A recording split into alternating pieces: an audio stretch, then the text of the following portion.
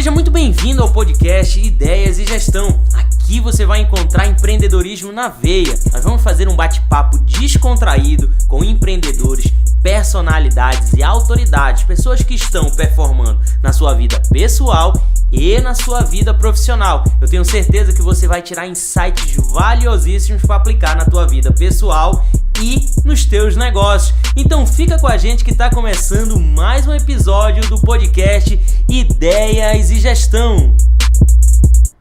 Fala galera, seja muito bem-vindo a esse episódio, que é o episódio número 6 aqui do nosso podcast Ideias e Gestão.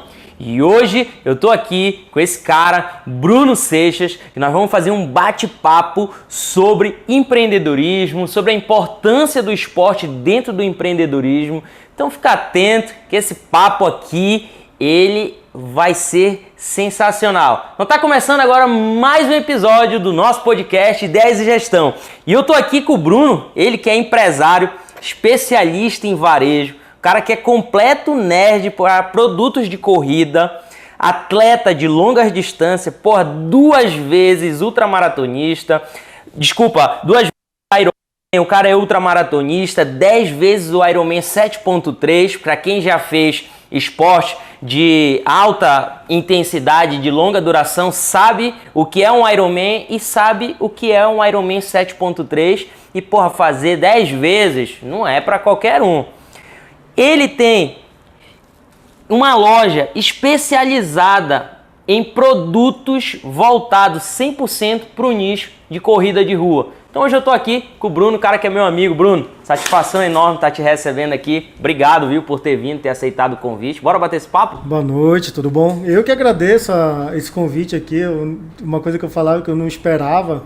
Um dia ser entrevistado num podcast, mas...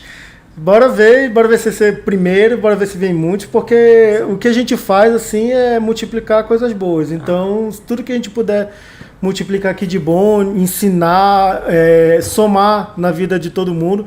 E isso é uma coisa que eu tenho gostado muito no teu trabalho. Eu vejo que tu não se importa só em fazer o teu trabalho, tu quer somar na vida das pessoas e para quem é empreendedor e pensa dessa maneira, o resultado é uma coisa que é garantido.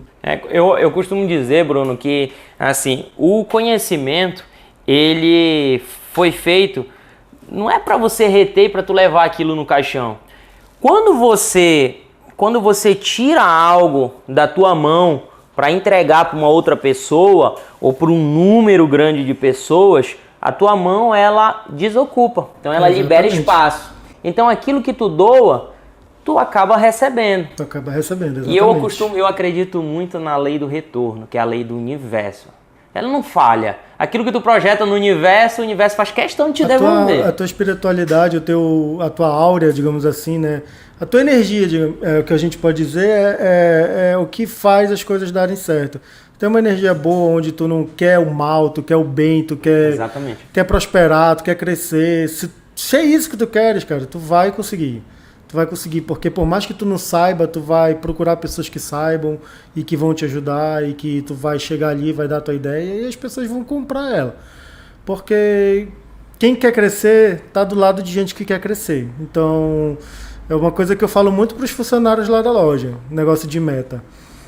A meta de vocês nunca vai diminuir. Nunca vai diminuir. Porque no dia que eu diminuir a meta de vocês, eu estou estimulando o retrocesso. Ah, mas vai ficar sempre difícil, vai ficar sempre mais difícil. Mas é a vida. A vida é assim, é sempre mais difícil. Sempre tem é igual videogame, né?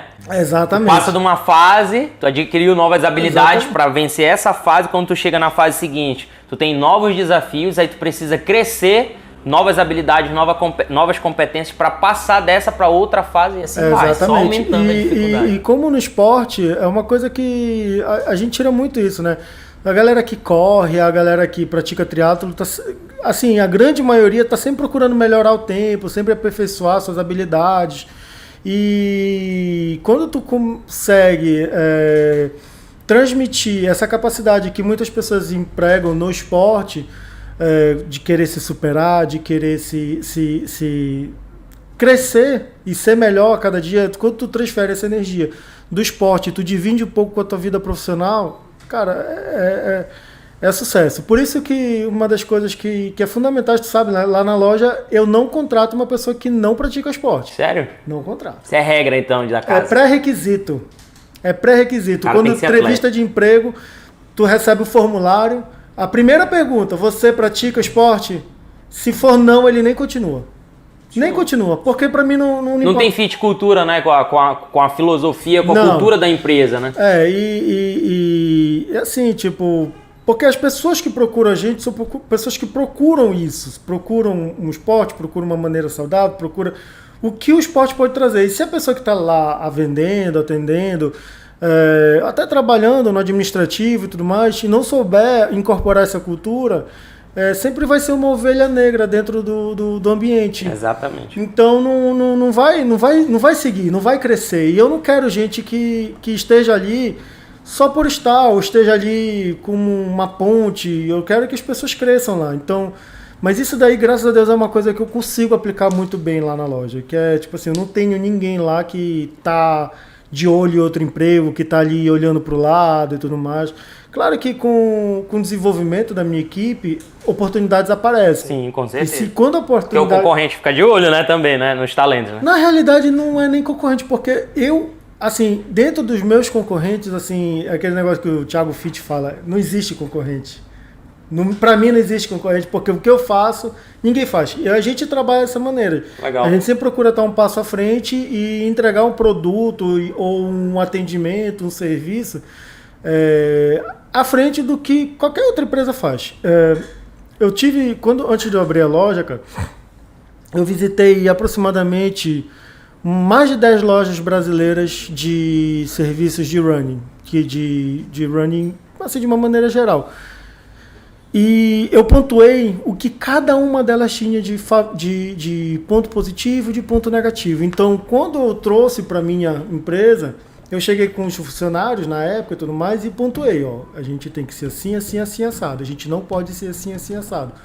Por quê? O que isso acontece? Eu tentei aperfeiçoar tudo que eu vi. Porque todas as empresas do mundo têm pontos negativos e pontos negativos. Foste na modelagem, né? Então eu cheguei aí e hoje em dia a gente pegou essa filosofia do que a gente tirou de positivo, de tudo que eu pesquisei, e está aperfeiçoando dia a dia. Tanto que até hoje, por exemplo, tem empresários que vendem o que eu vendo, trabalham a mesma ideia que eu e que me chamam para poder passar um pouco do que eu ofereço para os meus funcionários e para os meus clientes, entendeu? Para os meus colaboradores. E eles me chamam para poder ensinar para eles o caminho que eu tomo. Legal. Para não poder ficar dependente. Por exemplo, semana passada eu tive junto com os proprietários da maior empresa de running do Brasil. Que legal, Bruno. E eles quiseram trocar uma ideia, porque eles acharam o trabalho que eu faço na Tênis de Corrida único. É um trabalho único. Não tem, você pode pesquisar. Tem loja de tênis que é blogueira, que é isso, que é aquilo, mas trabalhar de uma maneira didática e com responsabilidade do que está entregando é muito difícil. E não só eu entregar, mas sim toda a equipe de colaboradores ter essa missão. Está alinhado com aquilo. Olha, vou abrir um parêntese aqui. Além de eu conhecer o Bruno já de longas datas, que a gente vai já falar para vocês de onde a gente se conhece e tudo, eu sou cliente do Bruno, da loja dele, desde praticamente ali quando ele inaugurou ali a loja. Eu já comprei, eu acho que uns 6 a 7 pares de tênis de corrida. E todos os tênis que eu comprei, mesmo que eu já, assim, como eu sou atleta também e entendo um pouco do que eu quero já dentro de produtos e etc., eu já chegava com uma ideia e muitas das vezes pelo atendimento, pela consultoria que tanto o Bruno quanto os funcionários dele têm lá dentro, eu acabava adquirindo um outro produto que acabava, no final das contas, me satisfazendo muito mais do que aquela ideia que eu já cheguei ali formado. Mesmo eu sendo atleta, já tendo disputado campeonato, competições a nível nacional e etc. Mas com esse atendimento, aí aqui eu sou uma prova viva, né? Eu sou o que a gente chama de prova social, né? Dentro do marketing digital a gente chama de prova social. Eu sou uma prova social de que o que ele está falando dentro do negócio dele é muito verdade. Então você chega lá e você se depara primeiro com um ambiente muito amistoso. É uma característica da loja, é esse ambiente descontraído, que os colaboradores, você percebe no semblante dos colaboradores que eles estão muito à vontade dentro do ambiente que eles estão, não é nada mecanizado, cada um dentro do seu perfil, da sua forma, obviamente porque nós somos seres humanos e nós temos os nossos jeitos diferentes de agir, de conduzir as coisas, mas cada um com muita liberdade para dar o seu melhor. E o que eu percebi era sempre isso, cada atendimento, que eu já fui atendido por, eu acho que uns 3 ou 4 vendedores diferentes, além do Bruno, que já me vendeu tênis também ali no momento de atendimento. Então, sempre a gente percebe que a entrega e o comprometimento, e principalmente aquilo que ele falou, que é a filosofia principal. O cara tem que estar, o homem ou a mulher que é vendedor dele, tem que estar inserido dentro de algum esporte. E principalmente dentro do esporte de corrida de rua, que é o nicho principal da loja. Então, assim, até aqui para te parabenizar perante todo mundo aqui, o trabalho que tu faz realmente é diferenciado. Não tem aqui no Pará um trabalho desse. Eu agradeço o reconhecimento. E, assim, cara, a gente trabalha com uma filosofia e não larga essa filosofia. Que é, tipo, eu digo assim, que lá, digo assim para todas as equipes, cara, se tu não somar na vida do teu cliente, aí não vai continuar sendo teu cliente. E tu sabe que existe um estudo que diz que para tu ter um cliente novo, tu gasta 10 vezes mais do que um cliente fidelizado. Exatamente. Então, fidelizar os clientes lá, pelo que a gente entrega de atendimento, isso faz com que a gente sempre esteja com uma carteira boa de clientes, com indicações, e que fique muito menos caro essa prospecção de clientes novos. Exatamente. Deixa eu aproveitar aqui o que o Bruno está falando. Isso aqui é o ciclo da venda. Essa semana agora eu fiz um treinamento com o meu time comercial aqui e eu expliquei para eles exatamente o que o Bruno está falando, mas dentro de uma forma didática. Imagina você que está enxergando um ciclo, né, redondo, que é o ciclo da venda. Esse ciclo da venda ele começa no conhecimento, porque quando você tem conhecimento, você passa para a próxima etapa que ela te traz é o quê? Segurança. A segurança da informação, a segurança de você pegar um produto, por exemplo, um tênis de corrida, vamos usar esse produto como exemplo aqui, você pegar um produto e na hora que o teu cliente chegar na frente te perguntar sobre as características daquele produto, você fala com tanta firmeza e com tanta segurança que você passa a próxima etapa desse ciclo, que é a confiabilidade. Quando você passa confiabilidade no que você está falando, no produto, que ele vem da segurança e do conhecimento, que foi o início desse ciclo, você tem a primeira etapa da venda, que é a conexão. Exatamente. Conexão, relacionamento. Não existe venda sem relacionamento. Então, uma vez que o cliente ele sente confiabilidade em você, que está vendendo um produto, um serviço, uma marca, o que quer que seja, uma filosofia, uma ideia, quando ele sente confiabilidade, ele se abre para um relacionamento, para uma conexão. E aí é que há a venda. Só que depois da venda é o pós-venda. É o pós-venda. No pós-venda é que mora a diferença entre se você vai ter um custo de aquisição de novos clientes ou se você vai fazer uma venda barata, que é a venda da indicação ou a recompra desse cara. Exatamente. Entendeu? Eu, por exemplo, eu comprei 6 pares de tênis de corrida, acho que 6 ou 7 pares de tênis de corrida do Bruno. E eu fui atendido uma única vez e depois eu voltei lá. Eu não precisei um vendedor dele me mandar mensagem, olha, Valber, tu não quer comprar um tênis de corrida, já que tal, já faz tempo que não... Não, eu procurei a loja porque eu sabia que lá eu ia encontrar um serviço de qualidade, um atendimento personalizado, um produto que eu quero, porque são os melhores produtos do mercado nacional e internacional, diga-se de passagem, porque o serviço e o atendimento foi bem feito. Foi bem... A gente solucionou o teu problema, na realidade, né? Tu tinha uma necessidade e a gente foi a solução daquilo. Mas isso, graças a Deus, é uma coisa que a gente não perde mais. A gente não tem mais nem essa desconfiança lá na loja. Uma das coisas que eu digo assim, não vende... Eu prefiro que tu não venda do que tu vender errado. Se não tiver o que o cliente precisa, não vende. O que é raro. Porque hoje em dia, graças a Deus, eu tenho um um volume de estoque bem grande. Só para ter uma ideia, quando eu inaugurei, eu tinha 128 pares. Hoje eu estou com 890 pares. Caraca, Bruno. 890 pares de tênis lá na loja. Porque não falta. Tem soluções para todos os... pode faltar uma cor, um tamanho e tal, mas tem o que o cliente precisa, sempre.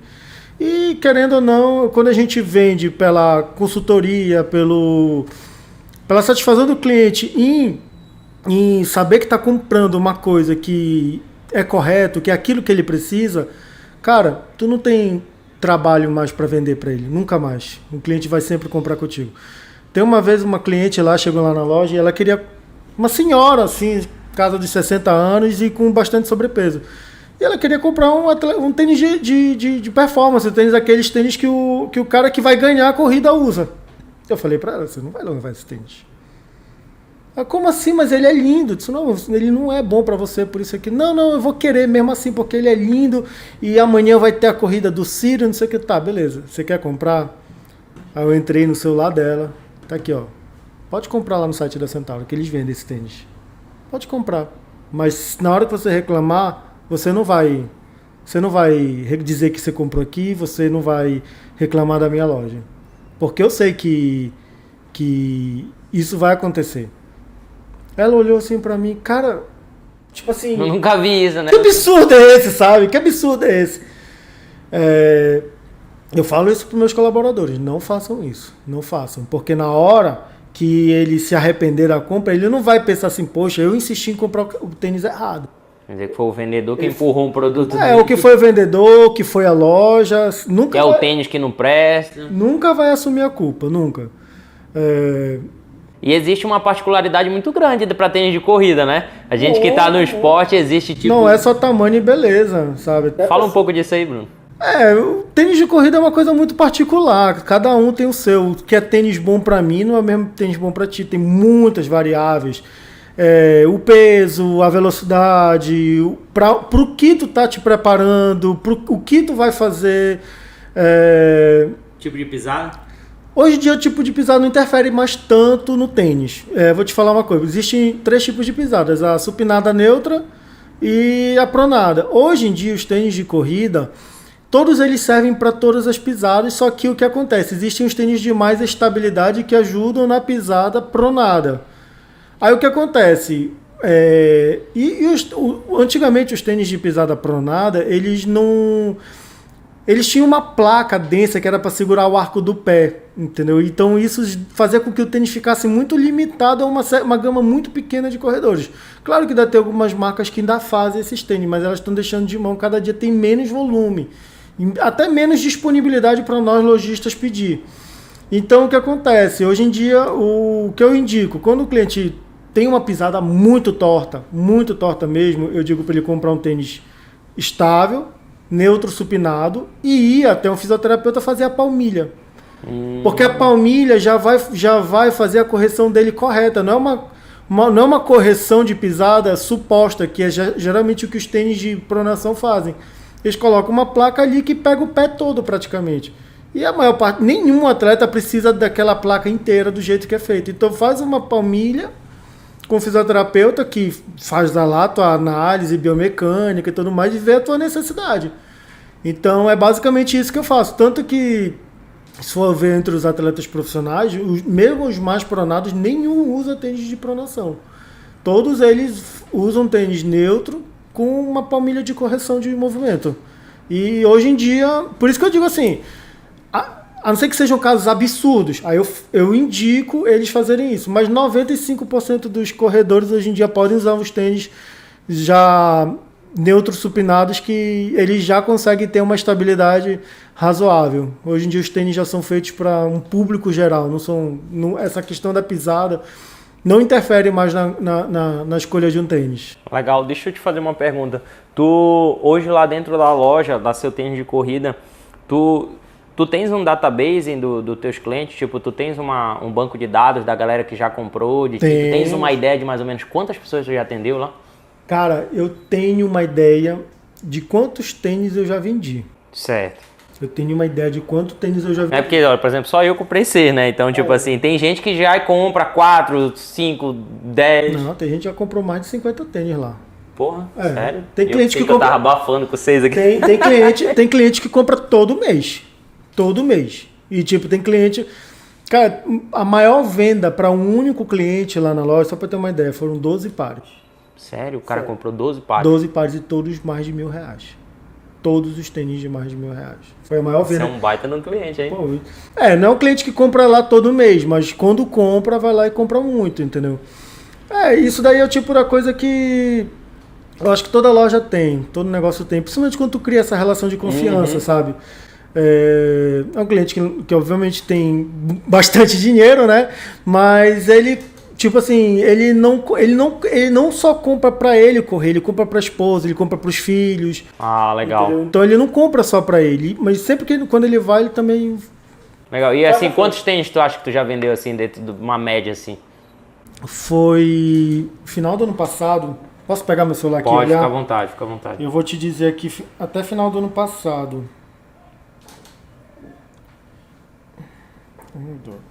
É importante a gente ter, até para aproveitar enquanto o Bruno tá pegando ali, a gente ter esses bancos de dados, eles são fundamentais para qualquer negócio. Porque com esses bancos de dados, o gestor, ele precisa ser um cientista. E o cientista, ele é o que? Apaixonado por dados. Em Deus eu confio, de resto mostre-me os números. Então as tomadas de decisões, elas têm que ser baseadas em dados e não achismo. Com esse banco de dados, ele sabe qual é o perfil de cliente, como que o cliente dele se comporta, quais são o tipo de tênis que mais vende, o que fica lá na prateleira por mais de 3 meses, e tem uma regra dentro do mercado, dentro das políticas de vendas, que se tu tens um produto, tá? Um produto ou um serviço que está na tua prateleira mais de 3 meses e ninguém procurou ele, descarta esse produto aí que tá só ocupando espaço e imobilizando capital. Vamos lá, vamos voltar aqui. Sim, até final do ano passado tinha 7.800 tênis vendidos. Quem começou com 128 de estoque... Mas é muito tênis, cara, muito tênis. Hoje em dia a gente tem uma rotatividade muito grande de produto, graças a Deus. E também tem muito produto em estoque porque... Então vamos fazer uma média aqui, eu vou pegar aqui a calculadora, eu vou pegar uma média, 7.800 tênis até o final do ano passado, tá? Isso aqui, lembrando que nós já estamos no 5º mês, iniciando o 5º mês do ano, tá? Então 7.800, se a gente botar que cada uma pessoa pelo menos comprou 4 tênis, ele atendeu 1.900, pelo menos 1.900 pessoas aqui. Por aí. Entendeu? Por aí. Então isso é muito E eu bom. vou te falar, eu ainda tenho muita gente para atingir. Muita gente. Porque se tu for ver, teve corrida agora do SESI. Teve corrida do SESI. Foram 4.000 inscritos. Eu não atingi metade das pessoas da corrida do SESI. Agora imagine em 3 anos, com 3 anos aí, 3 anos e meio, quantas pessoas começaram e pararam de correr durante esse tempo. Exatamente, eu fui um. Pois é. Então, quem é que compra mais? É a pessoa que está começando. Porque ela precisa mais do meu trabalho. Ela não tem ideia do que ela está fazendo. Entendeu? Então essa aí é a pessoa que precisa mais. Então geralmente é a pessoa que investe mais, que compra mais pares, assim, ao longo do tempo. As pessoas que já correm há mais tempo já têm um perfil. Então eles já sabem muito o que eles precisam. Então eles já compram os pares certos, já compram menos pares durante um ano, já compram 4 pares no máximo durante um ano. Entendi. A não ser que o cara seja viciado em tênis, né? Tipo eu, entendeu? Tem quantos pares de tênis na tua casa? 74. Tua porra. Só de corrida.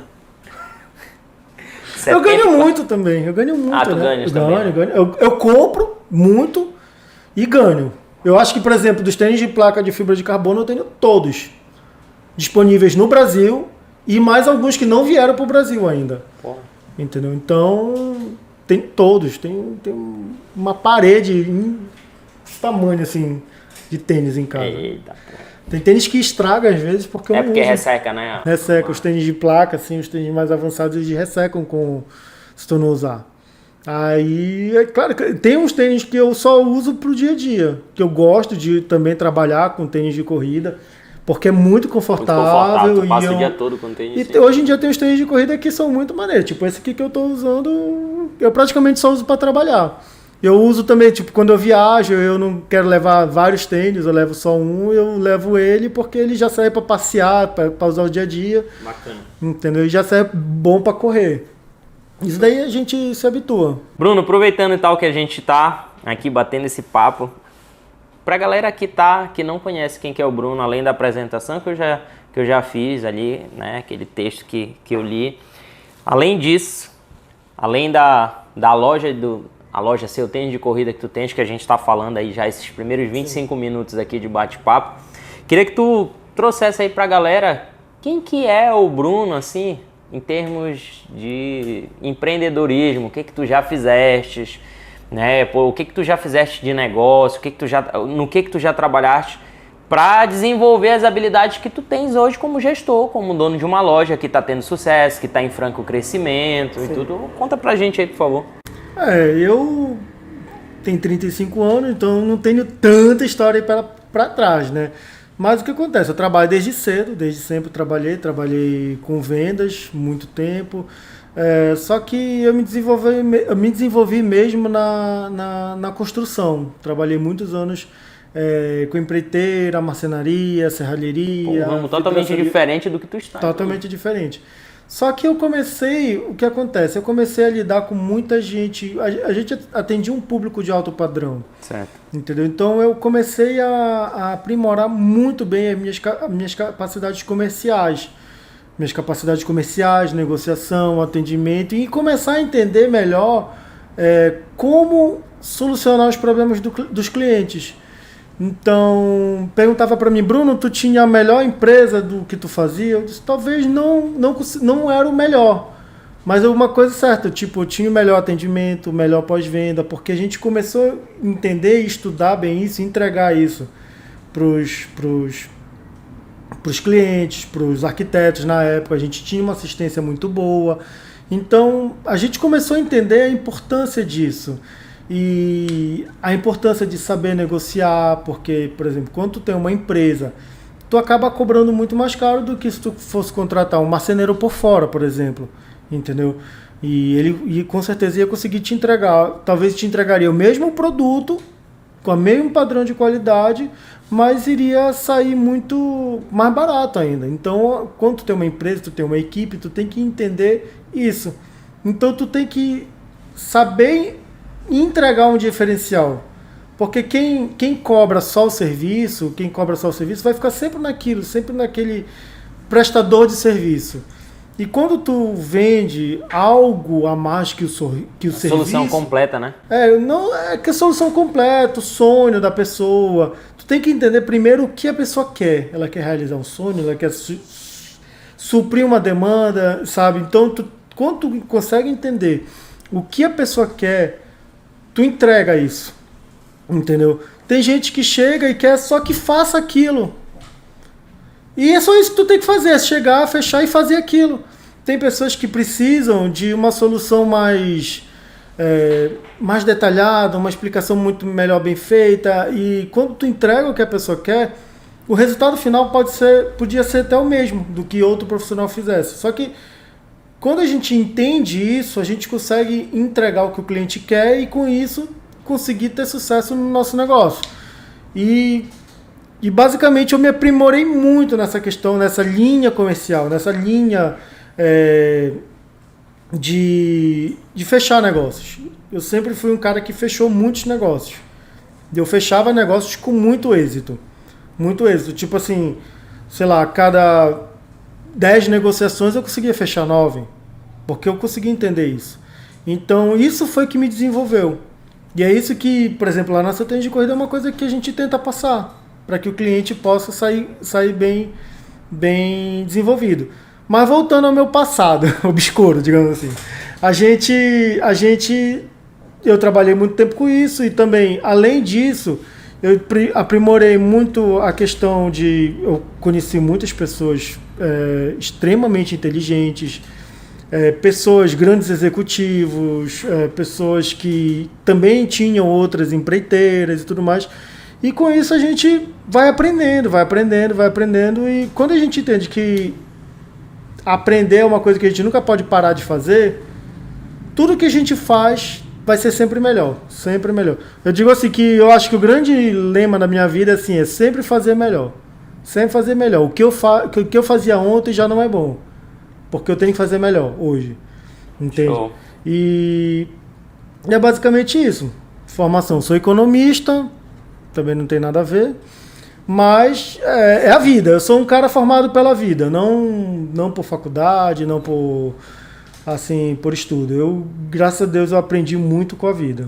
Hoje em dia as empresas elas estão mais contratando baseadas nos soft skills, que são as habilidades emocionais e cognitivas que a pessoa tem, em detrimento, ou seja, se comparado com os hard skills, que é o título acadêmico, qual foi a universidade que tu sentou, qual foi a escola que tu estudou e etc. Isso acaba hoje não está influenciando tanto. Hoje é mais a habilidade que tu tens, principalmente em gestão das emoções, comunicação, arte de se relacionar com pessoas, principalmente para quem está nesse ramo do varejo, ramo da venda e etc, que lida o dia a dia com o cliente, com venda, né? Lá na loja eu nem recebo currículo. Tipo assim, eu digo assim, mande seu currículo primeiro e tal, mas eu nem leio. Eu já respondo com formulário, que é aquele negócio que eu te falei antes. Você corre? Você pratica atividade? Sim, se você pratica, você continua no processo de seleção. No processo de seleção, senão já está eliminado. Porque lá na loja é fundamental que uma pessoa pratique atividade física para poder ter sucesso lá. É um valor nosso. Bacana. E me conta aí um pouco, aproveitando já para a gente entrar nessa seara do esporte, né? Até porque é o tema principal desse bate-papo aqui, desse podcast, que é o empreendedorismo relacionado ao esporte. Como que o esporte entrou na tua vida? Como foi aí que tu começou a praticar esporte? Cara, eu pratico esporte desde sempre. Desde que eu me entendo por gente. O maior medo da minha mãe é que eu fosse baixinho. Então ela me botou no vôlei, no basquete, quando eu era bem criança mesmo. Porque a minha família é baixa. A minha família, por parte de mãe, são todos muito baixos. A minha irmã, acho que não tem 1,50 m, assim. Então, deu certo o sonho dela. Mas assim, então ela sempre me botou. Aí quando eu tinha, sei lá, acho que uns 8, 9 anos, eu comecei a jogar tênis de quadra. E joguei tênis até os 18 anos, assim, que foi quando eu comecei a trabalhar e eu larguei de mão. Porque comecei a ter outras aspirações, trabalhar, namorar, essas coisas, sabe? Sim. Então eu sempre pratiquei esporte. Aí o que aconteceu? Fiquei um bom tempo parado, assim, tipo, quando eu comecei a trabalhar, fiquei só na academia e tudo mais. Só que isso não me supria. E chegou um tempo que eu comecei a engordar muito e tudo mais. Então eu disse assim, vou começar a correr. Isso foi em 2009, eu acho. Foi em 2009 isso. Já tem um bom tempo. Então em 2009 eu comecei a correr para emagrecer. Aí emagreci, aí eu comecei a fazer triatlon. Aí tu sabe o que é negócio, né? O cara que quando é aficionado por resultado, a gente vai sempre querendo melhorar. E tipo, tem uns que procuram melhorar nos tempos e outros nas distâncias. Aí hoje eu faço um triatlo curto, amanhã eu já faço um olímpico, no outro dia eu já faço um meio Ironman, no outro ano eu já quero fazer um Ironman. E assim, né? Isso daí é uma coisa que a gente leva pra vida e, graças a Deus, é uma coisa que impetrou em mim. Eu não consigo não fazer esporte. Quando eu não faço um esporte, parece que o dia não foi o mesmo e tudo mais. Então, é uma coisa que o pessoal pergunta, assim, tu consegue correr? Eu disse, cara, praticar esporte, correr hoje em dia, ir pra academia é como se fosse... É uma sobrevivência, né? Eu digo assim, é que nem uma vez uma entrevista do Arnold Schwarzenegger, o cara pergunta assim, mas você já tem 70 e poucos anos, por que você ainda pratica esporte? Eu disse, porque malhar pra mim é como se fosse escovar o dente. Né? Tipo, minha vida não é a mesma, vou me sentir sujo, vou me sentir, sei lá, vou me sentir que eu tô incomodando, que eu tô com bafo, que eu não tô me cuidando. Então, é um hábito, não é uma questão de... Eu já não faço mais com um objetivo definido. Hoje em dia eu já faço mais por um hábito mesmo, um hábito saudável meu. Não é tipo, eu tô malhando ali na academia para ficar musculoso. Não, eu tô malhando ali na academia porque eu tenho o hábito de me exercitar. E E assim, graças a Deus, isso faz a gente ficar muito saudável mesmo. Isso reflete muito no desempenho profissional, no desempenho em casa, no desempenho com o filho. Quando tu tem uma saúde melhor, tudo fica mais fácil. Tu te mobiliza melhor, tu consegue carregar os pesos melhor. Então é isso. O esporte, ele é uma válvula de escape para a sociedade, e tem estudos que comprovam que fazer o esporte de corrida de rua, cura a depressão. Sim, cura mesmo. Eu conheço pessoas, assim, clientes lá da loja, cara, a gente tá lá, a gente vê tanta história mesmo. Pessoas que tentaram suicídio e não tiveram êxito e começaram a correr e tiveram... Hoje em dia vivem super bem, curaram. Assim, a depressão é uma doença que não tem cura, mas a corrida fez com que elas não que ela fosse abafada, né? Serve como um relaxamento. E serve mesmo, cara. Depois que tu corre assim, tu faz aquela corrida despretensiosa, de maneira saudável, cara, tu volta pra casa assim, um outro astral. Eu saio às vezes de casa antes de vir pro trabalho, quando eu consigo ter a liberdade de poder ir de manhã cedo treinar, aí às vezes eu dou uma corridinha na rua de frente do prédio onde eu moro, lá na Marquês. Eu vou até o final dela e volto, dá 5 km certinho. Sim. E voltar dá 5 km. E aí eu saio, parece que quando eu chego em casa, eu tomo banho para ir tomar o café, para ir trabalhar, parece que o dia já começou outro. Outro. Você já... aquela energia da endorfina, da serotonina, ela já toma conta e tu já inicia o dia super bem. Sim, tu super tanto inicia, né, quanto tu termina o dia. Sim. Porque tu já começou ativando. Tu vai trabalhar relaxado, tu fica mais paciente com as pessoas, tu fica muito mais tolerante, tu consegue, os teus pensamentos fluem de maneira mais tranquila. Porque tu já teve um relaxamento durante o dia, tu já tiveste aquela sensação de satisfação em o relaxamento, e aquela satisfação de tu ter ido treinar, ter ido correr, ter conquistado já o primeiro objetivo do dia. E sabe uma coisa que eu digo assim, que vencer é um hábito, sabia? Eu acredito que vencer é um hábito, que... Quando eu contrato um vendedor lá na loja, sabe uma coisa que eu faço? Eu não dou uma meta que ele não vai bater. Eu não dou a meta dos outros vendedores. Sim.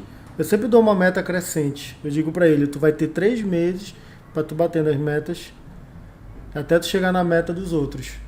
Por quê? Porque eu quero que ele vença nos 3 primeiros meses. Eu não quero que ele passe os 3 primeiros meses frustrado. Ele não atingiu lá. Exatamente. Mas ele tá ciente disso. E eu falo pra ele, primeiro mês vai ser difícil vender pouquinho. Tu vai ver todo mundo vendendo muito, vai ser difícil pra tu vender aquele pouquinho.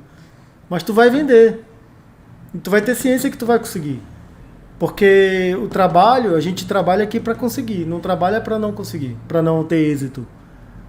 Isso é uma coisa que faz com que eu crie uma relação muito boa. É porque tu vai dando pequenas recompensas pro teu cérebro, né? Então, isso é até um alerta importante que o Bruno trouxe aqui, né? Isso é algo que a gente tem que prestar atenção. Isso serve para você que vai colocar uma meta, um desafio, um objetivo na tua vida, ou para você que é empresário, que tem colaboradores que precisam bater metas. Dê metas que sejam alcançáveis. Obviamente não é uma meta muito fácil, mas também não é uma meta que é muito difícil, ou uma meta que é de alguém que já está performando há muito tempo. Cada um tem o seu time, o seu tempo certo de executar, de vencer. Só que nós precisamos entregar para o nosso cérebro doses dopaminérgicas, doses de dopaminas, de satisfação de que você está conseguindo, de que você está no caminho certo. Então, quando você atinge um pequeno resultado, né, para você que o cara vai praticar, a vontade dele no esporte é ele baixar de peso, um exemplo. Uhum. Entrou lá só para baixar de peso. Aí ele sobe na balança, ele viu lá, menos 1 quilo. Que satisfação, cara, aí ele parece que dá aquele ânimo, vai para cima e continua. Então vai de 1 em 1 quilo, 1 em 1 quilômetro, entendeu? De 100 em 100 reais, 1.000 em 1.000 reais, 500, enfim, vai definindo, vai dando metas alcançáveis. E isso faz com que eles fiquem felizes, porque, tipo, quando tu bate meta lá na loja, não é só uma meta. Tem os prêmios por meta, tem os bônus. E por mais que naquele primeiro, segundo mês não seja tão rentável para a empresa, mas eu sei que a médíssimo prazo, quase curto prazo, vai ser um ganho imenso. Porque tu vai estar com um cara ali feliz de estar trabalhando, porque ele passou vários meses crescendo e vencendo. E isso é uma coisa que muita gente desiste nos primeiros meses de trabalho, porque acha que não vai conseguir. Muita gente desiste do trabalho, principalmente trabalho na área comercial com vendas, porque acha que não vão conseguir. E se tu não tem aquele tato de chegar com o teu colaborador e mostrar para ele que tu tá ali também por ele, como tu quer que ele esteja ali por ti, isso faz total diferença. E eu digo assim que hoje o grande forte da Seu Tênis de Corrida é essa relação, é a minha equipe. Sabe? O principal ativo, né, de uma empresa. Porque a minha turma é engajada. Minha turma, cara, eu vejo os funcionários assim, quando não batem meta, eles ficam mal. Porque eles sabem que hoje em dia eles sabem o quanto é importante vencer. Sabe? Então a gente chega, conversa, dá um trabalho, diz assim, cara, tu não bateu meta esse mês, beleza, tem um outro mês. Vamos trabalhar outro mês para bater a meta. Entende? E lá na loja também a gente tem umas coisas assim, tipo, que é o trimestre. Se tu bater meta 3 meses seguidos, tu ganha muita coisa mesmo, assim, mas com uns bônus assim muito legais. Então, mas isso graças a Deus é uma coisa que a gente trabalha e que tem um resultado que eu não imaginei que eu fosse ter. Hoje, tipo assim, se tu me perguntasse, Bruno, tu tá onde tu tá quando tu abriu a loja, tu tá onde tu queria estar hoje, quando tu abriu a loja, cara, eu tô... Muito à frente. Muito. De uma maneira assim, não só reconhecimento pelo serviço da loja, pelo trabalho da loja, mas também por tudo, pela equipe, pela admiração que eu vejo que a loja tem da maior parte dos clientes. Então isso é algo que não tem preço. Show. E um dos principais ativos, né, aproveitando que a gente está falando sobre equipe, etc. Um dos principais ativos, na verdade é o principal ativo que toda empresa tem e, na verdade, também é o principal desafio que toda companhia tem, é a gestão de equipes, é a gestão de pessoas. Então, quando você cria uma companhia, uma empresa, que ela tem um ambiente corporativo, comercial, interno, que seja um ambiente emocionalmente estável, que traga estabilidade emocional para o colaborador, para ele se sentir acolhido e se sentir pronto para performar, nesse momento você cria o que a gente chama de sensação de pertencimento.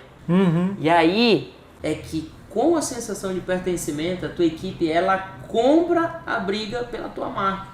Ela briga pela marca que ela bota no peito todo dia e ela vai te entregar a performance que tu não estavas esperando, porque você decidiu ser um gestor, que é um gestor que trabalha a gestão das emoções e não um escroto, que só sai cobrando e tu não distribuiu habilidades, treinamentos, competências ou criou um ambiente propício para isso. Então tem que ficar atento, né? Eu acho que esse é o principal objetivo aí dentro das empresas. Né? Exatamente. Hoje em dia eu vejo as empresas se atualizando. Não, já atualizou demais. Já, porque mas assim, ainda tem algumas empresas que a gente enxerga isso. Não, enxerga porque ainda existe aquela questão que o dono da empresa, ele acha que foi porque ele criou um negócio que a palavra dele ela tem que ser... Ela não pode ser confrontada, o colaborador não pode contribuir com uma ideia que ele acha que é só a ideia dele. E às vezes o cara tá lá, ele tá no chão de fábrica lidando com o cliente E quem é gestor precisa estar com os ouvidos atentos e abertos para ouvir o teu cliente interno, que é o teu colaborador, e o teu cliente externo. Porque o mercado, ele grita e ouve quem quer. Eu digo assim que, por exemplo, comigo, vender a ideia de que tu vai ter um futuro ou tu vai ter uma coisa bacana para quando tu chegar em casa, poder pagar tuas contas, poder pagar a tua escola do teu filho e tudo mais.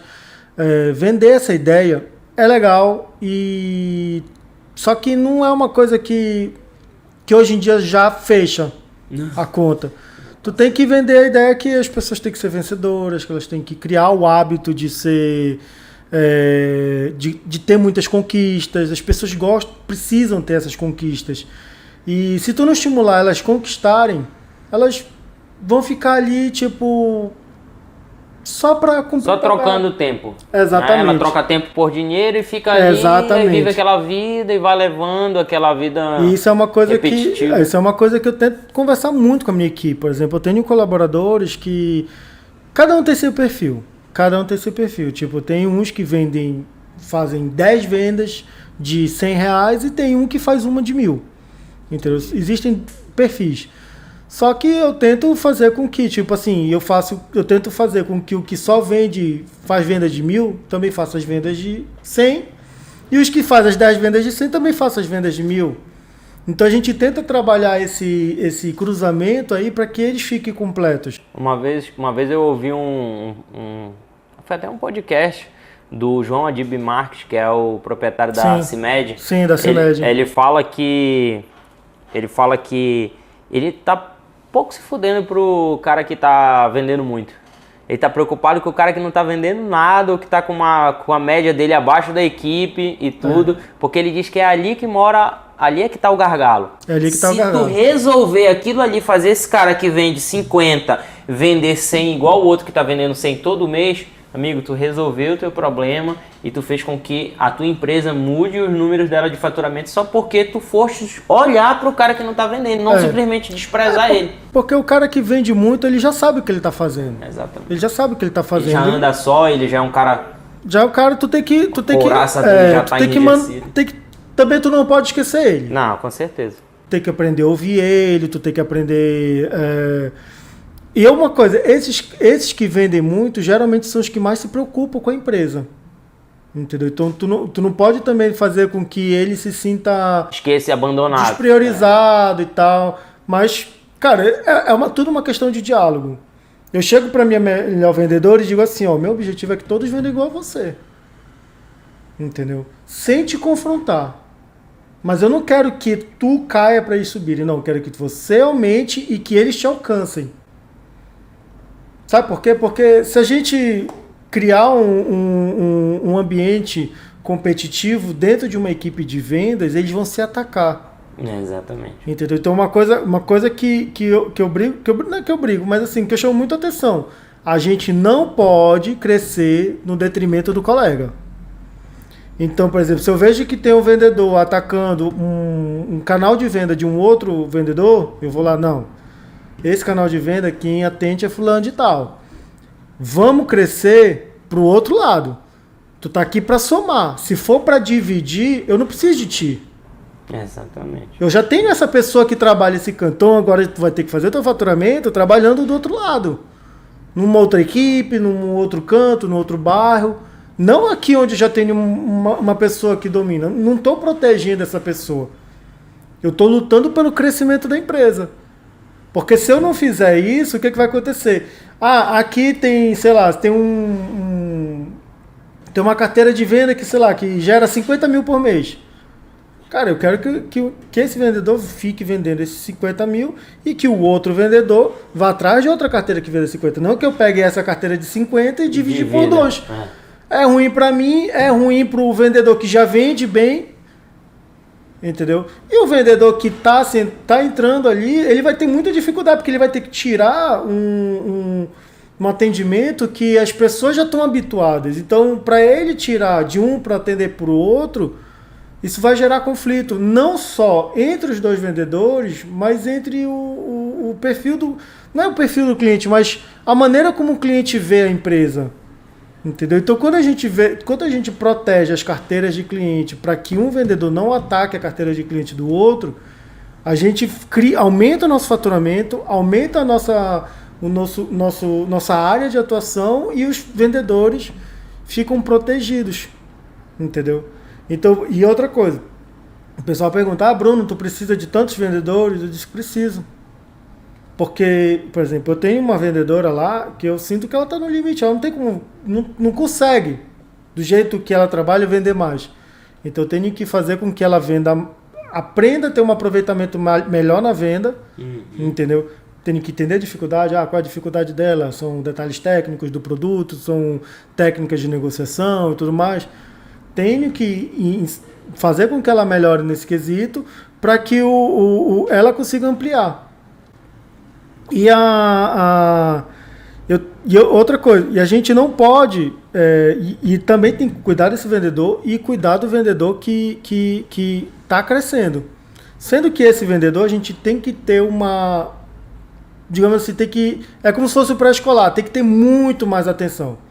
Tu vai faz o acompanhamento ali. Bem direcionado, tipo, olha o cliente por cliente.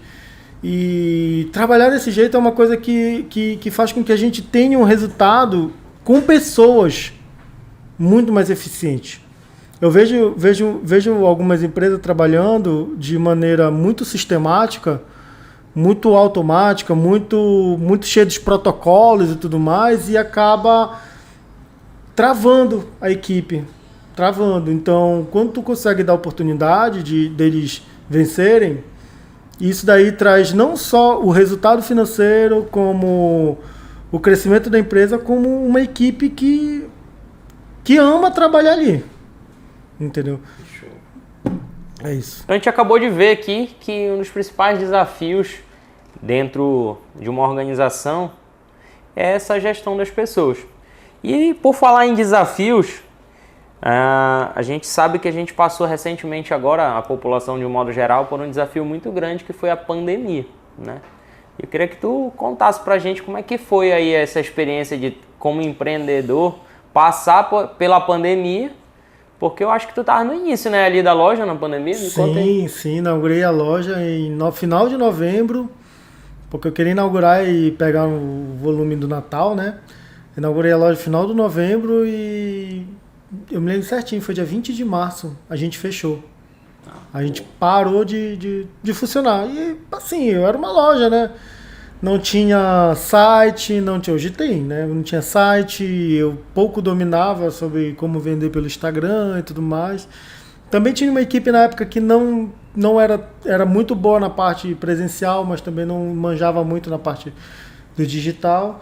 E isso daí foi um desafio muito grande, tive que evoluir, sei lá, 10 anos em um mês ali de coisas que eu não imaginava que eu ia ter que trabalhar, não imaginava que eu ia ter que passar, que eu ia ter que desenvolver habilidades e competências que eu nem sonho eu acreditava que eu precisava daquilo. O que foi mais difícil assim para vocês, assim, dentro dessa... Porque a pandemia, ela trouxe um novo perfil de consumo, né? Ela mudou o perfil de consumo dos clientes. Bastante. Hoje em dia os clientes, alguns até nem vão na loja, já fazem tudo muito pelo digital. Sim. E o que tu achou assim que foi mais desafiador para ti no período da pandemia aí? Porque assim, a gente teve umas fases.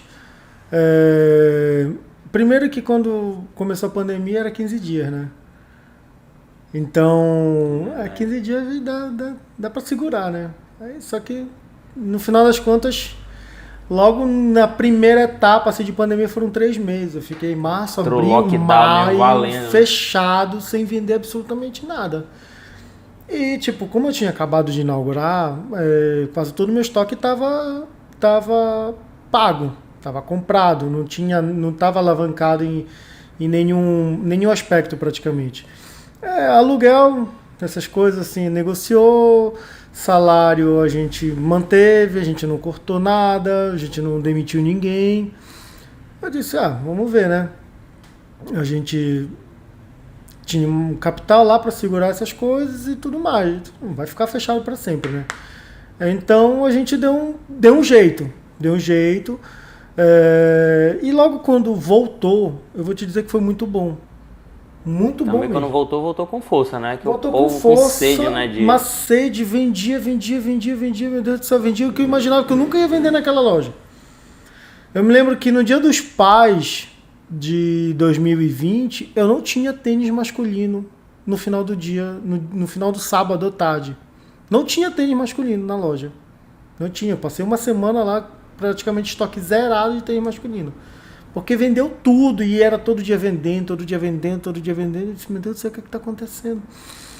Aí tá, né? Aí foi um período que a gente cresceu muito, porque a gente vendeu muito, então eu praticamente reinvestia tudo que lucrava, tudo que vinha a mais eu reinvestia em várias coisas, em outras marcas, investia em ampliar o meu leque de possibilidades, investi muito, assim, praticamente reinvesti tudo e fiz com que a empresa crescesse muito de maneira estrutural, em questão de estoque, em questão de mercadoria, de variedade, e isso fez com que eu ficasse uma loja praticamente completa.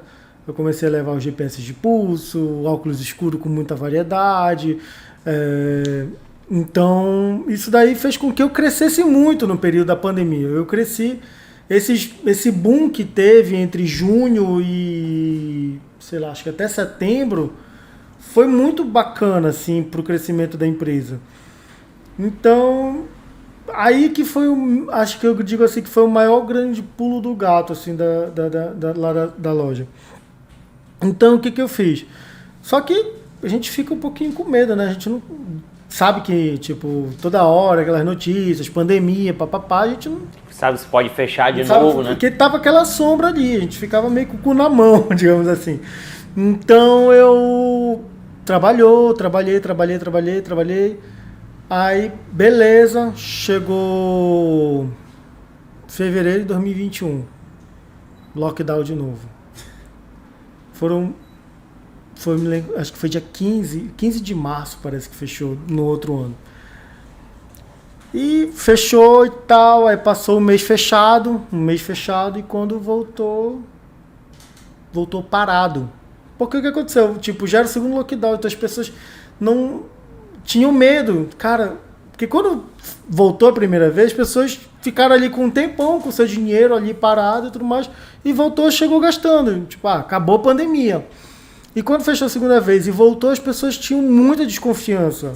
Bora segurar aqui, que não sabe se vai segurar. E a gente viu um movimento ali que achava muito estranho mesmo. Tinha um movimento muito estranho que a gente não estava entendendo mais o que estava acontecendo. Um mês estava tudo bom, aí no outro mês já estava tudo ruim, então a gente não estava entendendo. E era uma coisa que fugia completamente da nossa mão.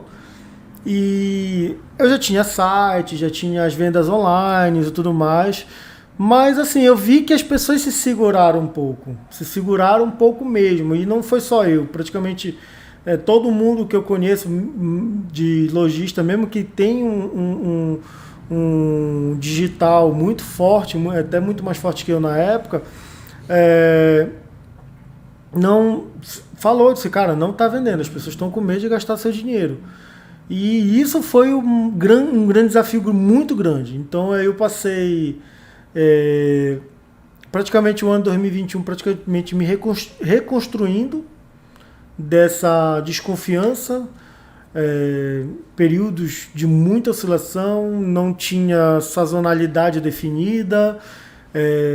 Só para ter uma ideia, o mês que mais vendi em 2021 foi julho.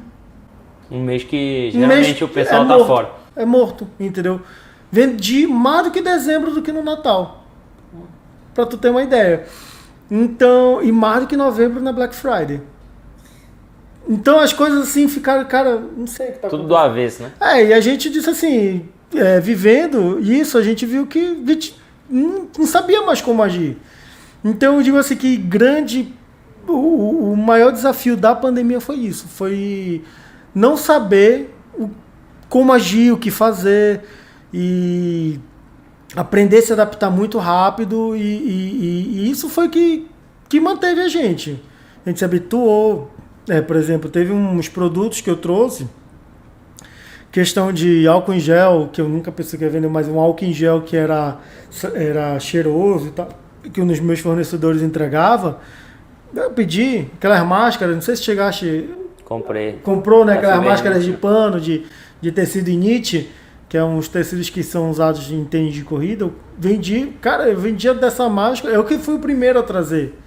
Depois de mim, que as outras pessoas trouxeram. Então, e isso sustentou o negócio por um tempo, sabia? No mês que eu fiquei fechado, eu praticamente consegui bater a meta vendendo máscara. Porra. Entendeu?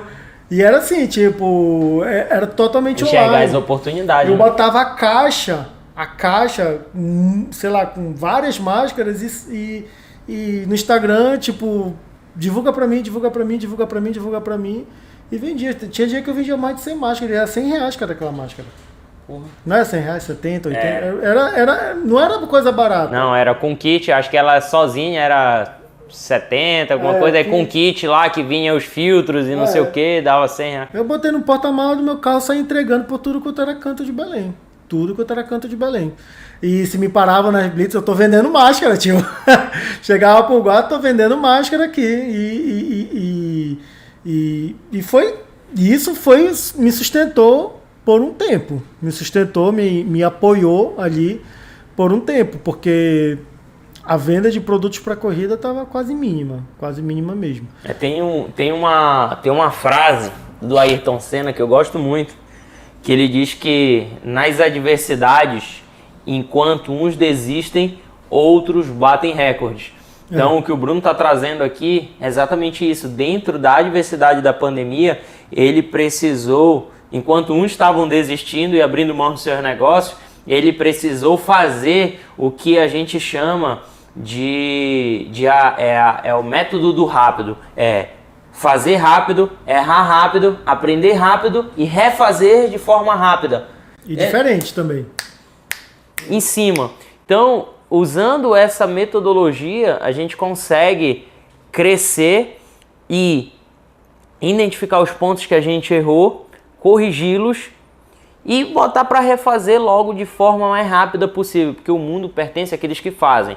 Os planejadores têm resultado? Tem. Mas quem mais tem resultado é quem bota para fazer. Como o Bruno bem falou, ele colocou as máscaras lá no carro, na mala do carro dele, saiu entregando na cidade, em todos os cantos, e foi isso que sustentou a empresa dele por um período.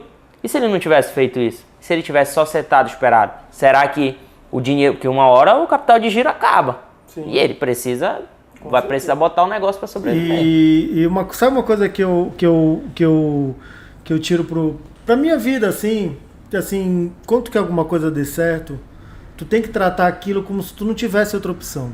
Só existe a opção A. Eu boto isso no meu casamento, na minha empresa, com meu filho, tipo assim, eu não tenho outra opção, tenho que cuidar do meu filho. Meu casamento, eu trato meu casamento como se eu não tivesse outra opção. Entendeu? Meu casamento é a única opção na minha vida. É a única opção. Então eu tenho que fazer dar certo. A minha empresa também. Então eu não posso ficar achando, se não der certo eu faço isso. Não. Eu vou fazer isso pro resto da minha vida. Meu casamento, eu quero ficar com essa mulher da minha vida. Meu filho, eu quero fazer com que meu filho tenha sucesso, prospere. E não tenho, procura se dizer assim, só existe o plano A aqui. Dizem que se tu tem o plano B, tu fode com o plano A, né? O plano B é a maior, é a principal maneira de fracasso, porque tu vê assim, quando tu trata o teu negócio, o teu casamento, as coisas da tua vida como tipo, tu não tem jeito, tu tem que vencer essa guerra. Então tu tem êxito, porque tu tem que ter êxito, tu não tem outra opção. Tu tem a opção de ter êxito. E, tipo assim, se tu não te der a opção do fracasso, ele não vai vir. Legal. O problema é que as pessoas se dão a opção de fracassar. Quando tu não te dá, tu tem que dar o jeito. Cara, o papo aqui ele é tão fluido que acho que a gente já passou de 1 hora aqui de gravação. E, Bruno, assim, pra gente caminhar aqui pra reta final aqui, né, desse papo, eu sempre costumo fazer alguma provocação pros meus convidados. Então, imagina agora que esse microfone que está aí na tua frente, ele é um microfone que tem um poder de alcançar milhares e milhares de pessoas. Se tu pudesse hoje dar um conselho, dentro daquilo que tu já aprendeu, a nível de empreendedorismo, nesse tempo que tu já desenvolveu o negócio da construção, negócio, né, do ramo do esporte e etc. O que tu tens hoje de subsídio de vida, se tu puderes deixar aí um conselho pra galera. Um conselho? O que tu pode deixar aí? Eu tenho tantos conselhos, deixa eu escolher um. Vou escolher um conselho assim que... Assim, eu digo assim que foi o grande aprendizado da minha vida. Nunca pare de crescer, nunca pare de aprender. E seja uma pessoa que quer ser correta. Porque eu digo assim que pela minha vida passaram muitas pessoas corretas e as pessoas que não são corretas. E tu vê que a pessoa correta é muito mais bonita. Mas não bonita esteticamente, só esteticamente. Mas são pessoas bonitas de vida, são pessoas bonitas, gostosas de estar do lado. Porque elas são corretas, elas não estão ali querendo, sei lá, só existe energia boa e energia positiva. Então, se vocês querem, se existe uma coisa que eu posso passar para vocês procure ser o mais correto possível. Errou. Cara, errou. Beleza. Vamos continuar tentando acertar. Então, aprendam muito, se desenvolvam sempre e sempre sejam corretos. Eu acredito que isso daí é a coisa que eu posso passar de melhor, assim, que todo mundo erra, mas não tente errar. Entendeu? Entendi. Show! E para deixar minha contribuição aqui para vocês também, aproveitando o gancho do que o Bruno está falando ainda dentro disso daí, tem uma frase que eu gosto demais, que essa frase ela diz que antes de você experimentar ou viver aquilo que é o extraordinário, passe ou viva aquilo que é ordinário. Porque o extra, ele só acontece se você passar primeiro pelo que é ordinário, pelo que é certo, pelo que é correto, por aquilo que é do cotidiano das pessoas. Se esse celular ele tem que ficar aqui, não tente colocar esse celular aqui se essa que é a regra, se a regra é o celular aqui. Então, cumpra aquilo que é ordinário para você poder viver aquilo que é extraordinário. Bruno, obrigado, cara, por esse papo. Valeu, tamo junto, sucesso nessa caminhada. E olha, pode falar. Não, eu quero mais uma vez agradecer a você e a todos que estão aí assistindo e tudo mais. É uma honra estar aqui, né? Poder compartilhar um pouco do que eu penso, do que eu conheço, do que eu vivi. E que se isso for inspiração para alguém, se isso trouxer aprendizado, eu vou ficar muito feliz, porque o sucesso tá para mim na diferença que eu faço na vida das pessoas. Show. Entendeu? Isso para mim é sucesso. Não tem conta corrente cheia de dinheiro que substitua isso. Show. Claro que é uma conta boa, cheia de grana também. Ajuda, né? Pô. Ajuda bem, mas se tiver os dois juntos, a gente tá feliz. Sensacional. Então você acabou de assistir esse que foi o 6º episódio do podcast Ideias de Gestão. Então fica com a gente e eu te encontro no próximo episódio, que vem também rico de conteúdo, assim como todos os nossos convidados que já passaram por aqui. Esse podcast foi pensado para você receber de forma gratuita o melhor do conteúdo de empreendedorismo, de ideias, de gestão, de negócios. E, mais uma vez, gratidão por você que ficou até aqui nos assistindo. Te encontro no próximo, hein? Valeu!